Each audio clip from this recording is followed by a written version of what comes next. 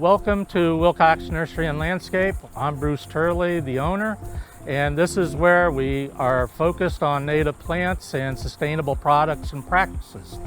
We're going to be talking about native plants and identifying and getting you familiar with some of our native plants. We're going to do a segment where we do some points of interest around the nursery and talk about some of the plant displays that you can see plants grown out. So the question always arises is, what is a native plant?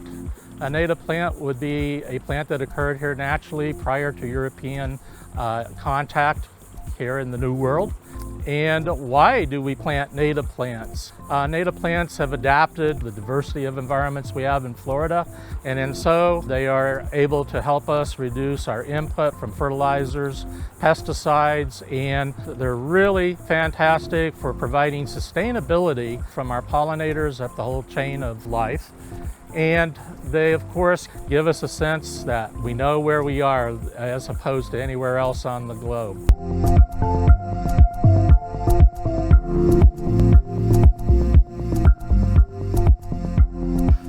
So we talked about the softleaf coffees and the coffees. This is just another example where this one is just loaded with fruit and it is beginning to turn, so you're starting to see how really attractive the display can be.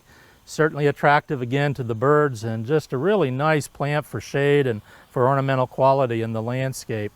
And I'm still seeing both some flowers and fruit on it with the bees darting around, and just a nice amount of activity on it. Adjacent to the shiny softleaf coffee is some Rouge Plant that's growing up through some of the other shrubs here. Rouge Plant again grows throughout the state virtually, at least most of the state. Typically it comes from hammock areas where it's a little bit moist, the light might be a little bit broken. It's a fairly adaptable plant. It always seems to want to grow where it wants to grow. The wonderful feature of it ornamentally is the little delicate pink flowers that can also happen simultaneous with the brilliant red berries on the plant. It's aptly named Rouge Plant.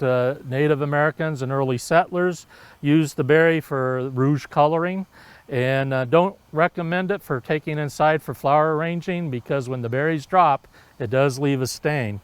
But in the landscape, it really makes a nice sort of sub-shrub, very nice soft foliage, the nice feature with the blooms and the fruit.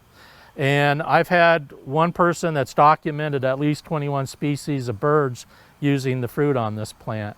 So again, it's a good wildlife plant and just a really nice attractive plant. You can see a little bit of southern shield fern kind of growing tucked in here amongst the other plants. It's just a really nice soft green native fern, a very common fern. Growing alongside of the Rouge Plant is this form of cocoplum. This particular cocoplum is referred to as horizontal cocoplum or dwarf cocoplum. It's actually a coastal population form that comes from the southeast coast of the state. Typically grows very graceful with long horizontal branches, and typically stays lower growing than the inland forms. One big difference on this type of cocoplum is that the fruit that it produces is this white fruit with a little bit of a blush to it. The inland forms have a fruit that turns dark colored when they're ripe. They're both edible. They both have a seed or nut in them that's edible as well and quite flavorful. And again, it's just a very attractive plant. It's again, this is the horizontal or coastal form, so it's adapted to coastal settings. It is a really popular landscape plant. Although it is a South Florida plant and it can be really sensitive to frost and freezes. It will freeze back readily in most warm areas. If you do have a hard frost or a light freeze, it'll knock it back, but it comes back pretty quickly. It's just a beautiful, rich foliage. The flowers are kind of just a small, creamy flower. There's actually some right on that branch tip. Another plant that we have planted in this swale, which is an area to catch water and drainage in the nursery. Sometimes these types of environments we create as rain gardens in the landscape. And one of the components that we have here is this plant, which is giant leather fern. We have just an incredible amount of ferns that are native to Florida.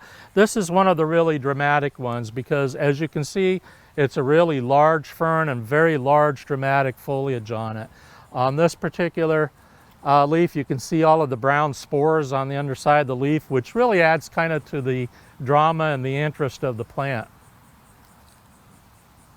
One other plant that we have in the swale planting, aka rain garden, is this plant, which is known as Virginia willow or sweet spire.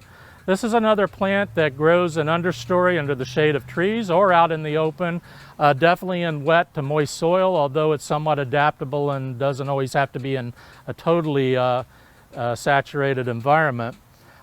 This plant is actually pretty popular in many areas for landscape use. It's one that we could really stand to use a lot more in our area, and again, this is a plant that naturally occurs all the way from the Everglades northwards. This plant blooms in the late winter and early spring with spires of sweet white flowers. They're sweet smelling, nice fragrance. The plant has a nice sort of arcing branches that gives it a nice kind of willowy form. And in areas where it gets cold, the foliage will turn in the fall where it gets a nice foliage color. In more northern areas, the foliage will drop. Typically, in warmer areas, it will hold the foliage straight through the winter time. But again, it's really a beautiful plant that's great for these kind of rain gardens or wet gardens, as well as not necessarily so wet gardens in the landscape, but you know, it could be a really great landscape plant. So that's our tour of our little vignettes here at the nursery. And if you really want a dynamic 365, 24/7, plant native plants in your landscape, like our firebush here and our goldenrods, and you will bring all kinds of life to your landscape.